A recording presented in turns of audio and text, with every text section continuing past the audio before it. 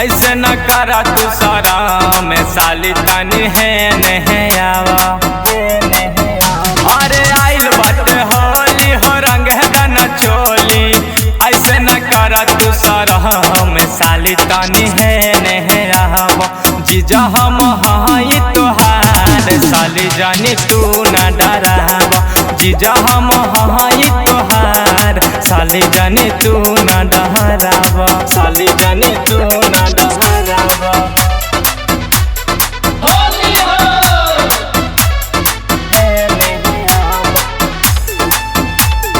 साली जानी तू न डरावा।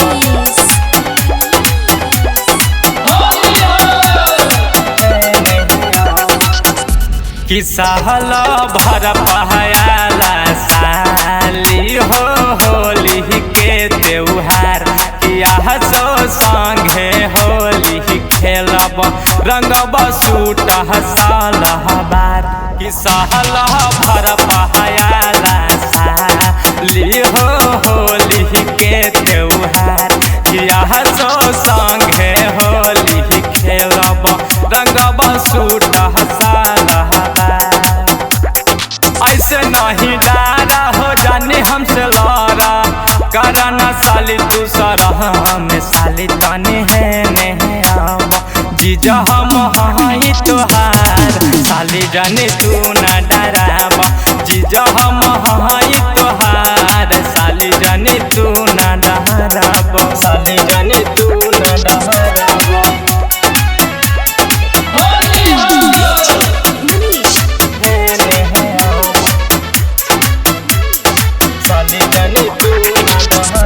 कि रणधीर तो बहिया संतोष सरगम के मानिला तू बात। राइटर पंकज दीवाना के संग में खेल अब की साथ। कि रणधीर तो बहिया संतोष सरगम के मानिला तू बात। राइटर सूरज पहरे मिह के संग खेल अब की साथ। गोरे गोरे गलबा काला काला बलबा हाथ बा तोहर हो न रहा में साली तनी है नहीं आवा। माथा जानी कर तू गरम में साली तनी है नहीं आवा। जीजा हम हाई तोहार साली जानी तू न डरावा।